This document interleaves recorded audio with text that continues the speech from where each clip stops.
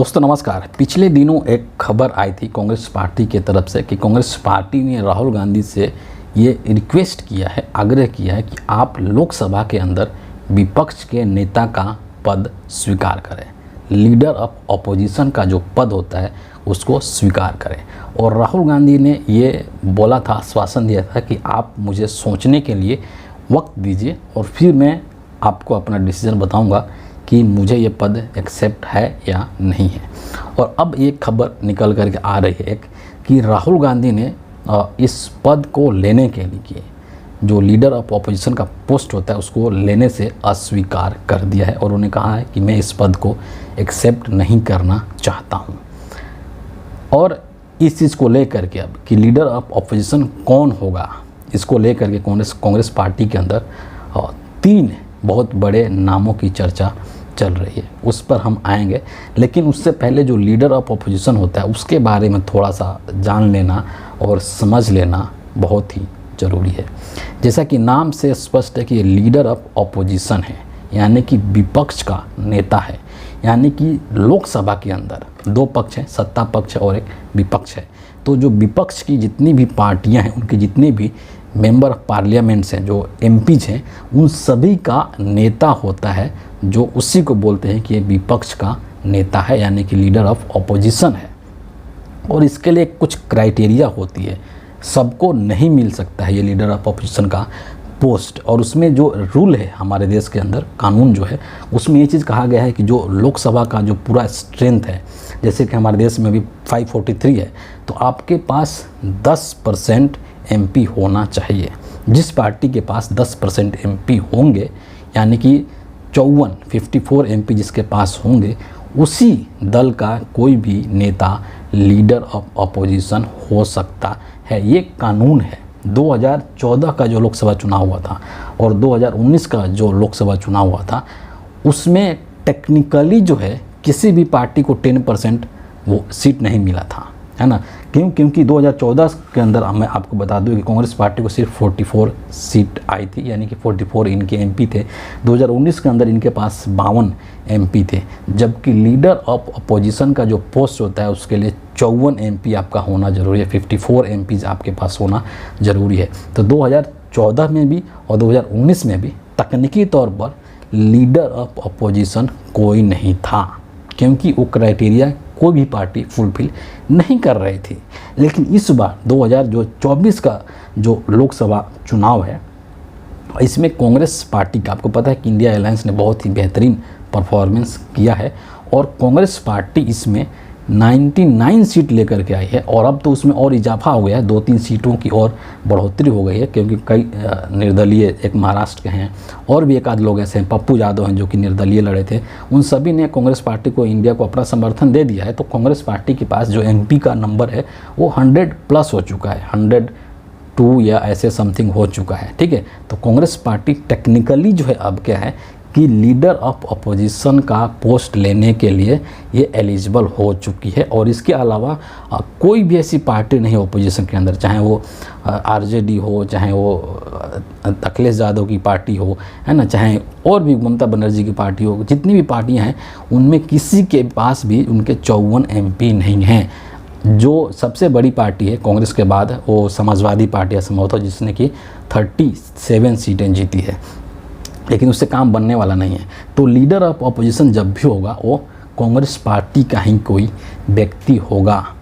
और अब जब ये राहुल गांधी ने इस चीज़ के लिए अस्वीकार कर दिया है, तो 3 नाम ऐसे हैं जो कांग्रेस पार्टी में चल रहे हैं कि इन पर विचार चल रहा है बेसिकली, कि इनमें से कोई भी एक व्यक्ति जो है वो लीडर ऑफ अपोजिशन हो सकता है। और इसमें से जो पहला नाम है वो कुमारी शैलजा का है।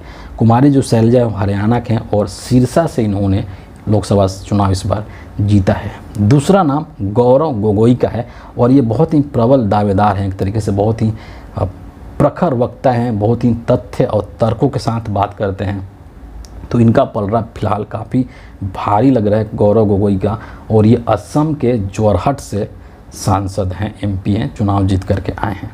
तीसरा नाम एक मनीष तिवारी का आ रहा है, जो कि चंडीगढ़ से चुनाव इस बार जीते हैं। तो कांग्रेस पार्टी इस पर विचार कर रही है कि इन तीनों ही में से किस व्यक्ति को लीडर ऑफ अपोजिशन बनाया जाए। यहाँ पर एक दो चीज़ें और मैं आपको बताना चाहूँगा कि जो लीडर ऑफ अपोजिशन होता है ये कितना महत्वपूर्ण पद है। तमाम जो संसद के अंदर जितनी समितियां होती हैं, कमेटी होती हैं, उसमें लीडर ऑफ अपोजिशन तो एक महत्वपूर्ण भूमिका निभाता ही है। इसके अलावा जो तमाम तरह की नियुक्तियां होती हैं, जैसे सीबीआई की नियुक्ति होगी, ईडी के जो डायरेक्टर होते हैं उनकी नियुक्ति, सीवीसी हैं या लोकायुक्त हैं, है ना, या तमाम इस तरह लोकपाल हैं, सूचना आयुक्त हैं, ये तमाम तरह की जो नियुक्तियां होती हैं उन नियुक्तियों में लीडर ऑफ अपोजिशन का जो रोल होता है वो बहुत ही महत्वपूर्ण होता है। लीडर ऑफ अपोजिशन जो होता है इसको कैबिनेट स्तर के जो एक मंत्री होता है उस तरह का दर्जा इसको प्राप्त होता है। इसको बाकायदे 14 लोगों का एक स्टाफ भी मिलता है जो कि इसके कामों में मदद करते हैं। और एक और बहुत ही महत्वपूर्ण बात है ना कि जो लीडर ऑफ अपोजिशन होता है इसको तमाम भत्ता सुविधाएं तो कैबिनेट स्तर वाली मिलती ही है, लेकिन इसके अलावा जो लीडर ऑफ अपोजिशन होता है उसको कहते हैं कि शैडो प्राइम मिनिस्टर है।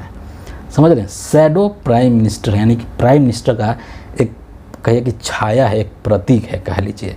तो आप इसी से अंदाज़ा लगा सकते हैं कि ये कितना अहम एक पोस्ट है हमारे हिंदुस्तान के लोकतंत्र के अंदर। और जब लीडर ऑफ अपोजिशन जब संसद के अंदर बोलता है ना, जैसे हमारे देश में अभी मोदी जी ने क्या कर रखा है कि खास करके इनके जो स्पीकर थे ओम बिरला साहब, है ना, कि जब भी विपक्ष का नेता कोई बोलता है और जब भी कोई ऐसा बात बोलता था या कुछ ऐसा सवाल पूछता था जिससे कि मोदी सरकार असहज हो जाती हो, जो कि मोदी सरकार को पसंद नहीं हो, तो ओम बिरला साहब क्या करते थे कि फटाक से जो है माइक बंद कर देते थे, या माइक बंद नहीं करते थे तो क्या करते थे कि उस हिस्से को, भाषण के उस हिस्से को संसद के पार्लियामेंट के रिकॉर्ड से ही हटा दिया जाता था और रिकॉर्ड में जाता ही नहीं था, उसको ख़त्म कर दिया जाता।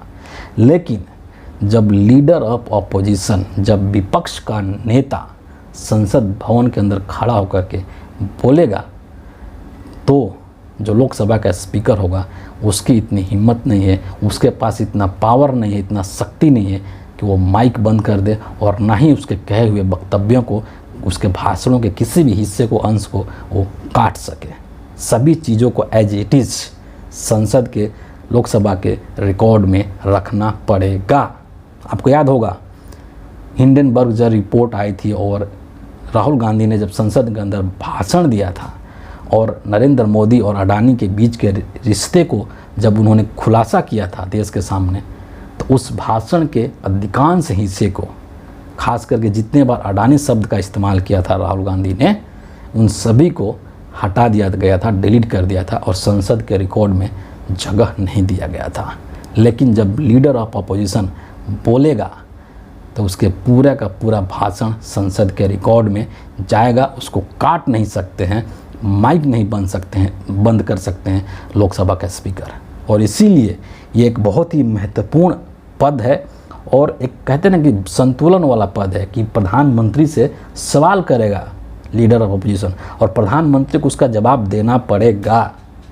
समझ रहे हैं, इसलिए एक बहुत महत्वपूर्ण पद है, एक चेक एंड बैलेंस वाला जो है कि सवालों से भाग नहीं सकते हैं संसद भवन के अंदर प्रधानमंत्री नरेंद्र मोदी या बीजेपी का कोई भी नेता। लेकिन राहुल गांधी ने इतने बड़े पद को, एक और चीज़ में चलते चलते इसको ऐड करना चाहता हूँ कि जो ये लीडर ऑफ अपोजिशन का पद होता है, जैसा कि मैंने भी कहा कि इसको कैबिनेट स्तर के मंत्री का दर्जा प्राप्त होता है और तमाम वो सुविधाएं मिलती है जो कि भारत सरकार के कैबिनेट स्तर के मंत्री को मिलता है। तमाम वो वेतन भत्ता, तमाम सुविधाएं मिलती हैं, लेकिन राहुल गांधी ने उसको नकार दिया। इसीलिए कहा जाता है कि आज का जो राहुल गांधी है उसके अंदर किसी भी पद का कोई लालच नहीं है। वो जनता की लड़ाई लड़ना चाहता है और जनता के मुद्दों को संसद भवन के अंदर उठाना चाहता है या भारतीय राजनीति में उसको एक प्रमुख स्थान देना चाहता है। इसलिए करेंगे जनता की लड़ाई लड़ने के लिए राहुल गांधी किसी भी पद को ठुकराने में उनको कोई हिचक नहीं है।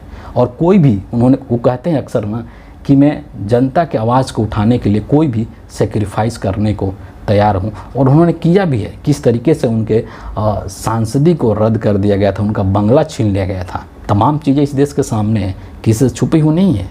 और आज जब लीडर ऑफ अपोजिशन का पोस्ट राहुल गांधी ने स्वीकार किया तो उनसे उनका कद और बढ़ गया, क्योंकि आज के डेट में राहुल गांधी क्या है, एक मास लीडर है ना। उनकी छवि ऐसी हो चुकी है कि उनके एक आवाज़ पर लाखों लोग उनके सामने खड़े हैं, उनके लिए तैयार खड़े हैं, है ना। तो पूरे देश के अलग अलग हिस्सों को राहुल गांधी की ज़रूरत है, और राहुल गांधी सभी लोगों की आवाज़ बन करके संसद भवन के अंदर विद्यमान हैं, भारतीय राजनीति में खड़े हैं। और इसीलिए इस तरीके का जो पद है, इस तरीके की जो सुविधाएं हैं, वो उनके लिए कोई मायने नहीं रखती है। लेकिन महत्वपूर्ण चीज़ ये है कि इस बार जब 18वीं लोकसभा जब शुरू होने वाला है, पहला जो सत्र होगा वो 24 जून को स्टार्ट होगा, तो इस बार लीडर ऑफ अपोजिशन होगा, जो कि भारतीय राजनीति के लिए, भारत के लोकतंत्र के लिए एक बहुत ही शुभ बात है, बहुत ही अच्छी बात है।